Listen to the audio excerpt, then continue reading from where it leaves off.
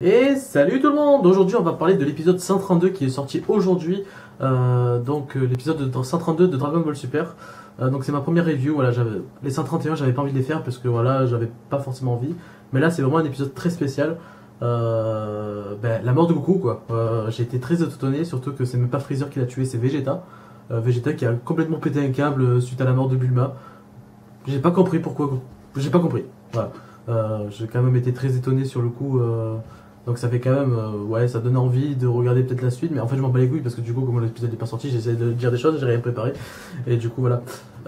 Donc ce qui était bien dans cet épisode, c'est quand Beerus il a dit caca à Whis, et enfin voilà, moi j'ai trouvé ça très intéressant, parce que du coup on a eu la première fois de sa vie un avis sur Whis par rapport à Beerus, sachant que Whis est largement supérieur à Beerus, et Whis, bien sûr, l'a mal pris, voilà. Donc du coup, c'est devenu un chat. Et voilà, les chats c'est bien. Du coup maintenant Dragon Ball Super ça va faire encore plus de buzz parce que du coup les gens vont en mettre sur YouTube quand il va y avoir des passes avec Beerus par exemple, et les gens vont kiffer, il va y avoir des vues, et Dragon Ball Super va avoir de la bonne pub grâce à ce chat. Voilà. Donc notre truc aussi que j'avais vu qui était sympatoche aussi, c'était la mort de Xeno. Enfin c'était une théorie que j'avais vue sur internet, comme quoi il fallait juste l'écraser pour le tuer. Je sais pas si c'est vrai. Moi, ma théorie, c'est plutôt. Enfin, il faudrait mélanger le monde entre One Piece et Dragon Ball, parce que du coup, il pourrait y avoir, je sais pas, moi par exemple, je sais pas, Brook qui chante une chanson, et du coup, Xeno il est ami avec lui. Enfin, vous voyez, c'est un truc comme ça. Ou alors, pourquoi pas le méchant dans Jessica Jones qui pourrait enfin, forcer Xeno à se suicider par exemple. Parce que Xeno il aurait réussi à faire ça, je suis mort, et voilà. Alors, du coup, est-ce que la mort de Xeno apporterait aussi la fin de tous les univers? Je sais pas. Est-ce que du coup c'est. Est-ce que genre s'il meurt, tous les univers sont morts?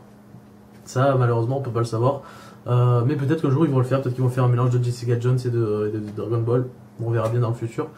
Dragon Ball Jones. Voilà. Du coup, ensuite, j'ai entendu parler d'une suite à Dragon Ball GT. Donc voilà, Akira Toriyama apparemment aurait des remords à ce qu'il a dit par rapport à Dragon Ball GT.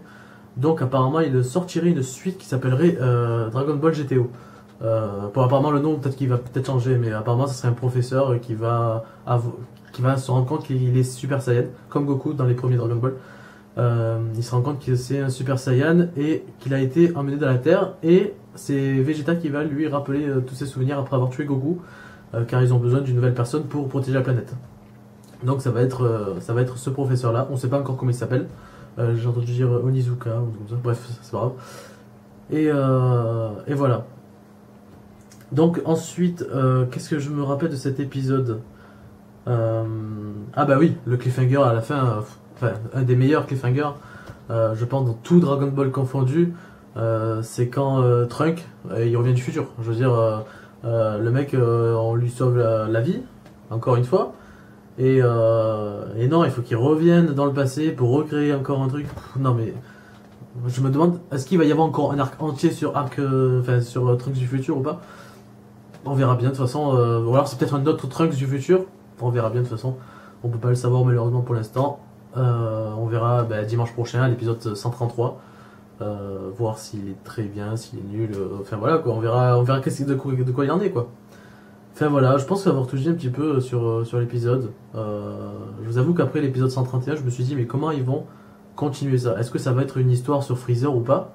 Et en fait non, c'est Bulma qui meurt d'une crise cardiaque, et Vegeta il s'énerve contre Goku. J'ai pas trop compris, je vous avoue. Mais bon après c'est Toei Animation, il faut pas trop en demander non plus. Restez courtois quand même. Parce que voilà, ils ont quand même assez souffert dans leur vie, Toei Animation. Il faut pas non plus leur en vouloir pour ce genre de choses quoi. Je vous rappelle l'épisode 5 de Dragon Ball Super qui était merveilleux. Voilà. Donc je pense avoir fait le tour de cet épisode. J'espère que cette review vous aura plu. C'est ma première. Ça sera sûrement pas ma dernière. Ma dernière, pardon. Voilà, donc mettez un like, partagez la vidéo pour les fans de Dragon Ball Super bien sûr. Et je viens de faire un petit accent, je me suis même pas rendu compte de quand. Donc du coup je vais aller manger du pain et je me casse, à plus.